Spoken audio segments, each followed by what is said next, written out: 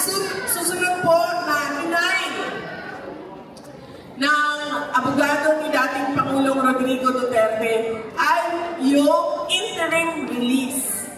Sa interim release po nakalagay sa Rome Statute ay ang isang akusado pwede ma-apply ng interim release bago ang trial.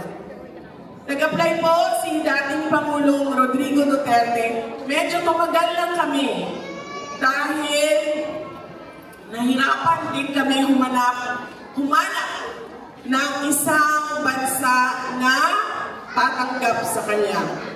At dahil wala akong pinagkakatiwalaan sa Pilipinas noon na kausapin ko patungkol sa interim release.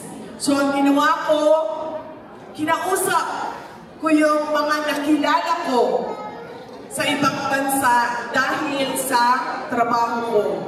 Meron akong mga nakasama, nakilala noon sa pag-ikot ko sa Southeast Asia dahil sa Department of Education at dahil sa trabaho ko sa Office of the Vice President. So kailangan ko pa silang kausapin at kailangan ko pa silang paintindihin kung bakit kailangan namin, ang pamilya namin, ang tulong nila. Kaya medyo tumagal kami, pero nakahanap din kami ng isang bansa na nagsabi na tulong.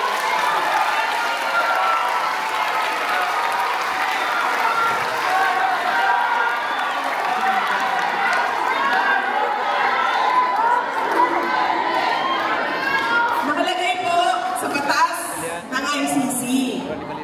Bakit hindi binibigay ang interim release sa isang akusado? Una, kapag siya ay posibleng magtatago. Umuwawala na lang bigla. Si dating Pangulong Rodrigo Duterte po ay walang balak magtago.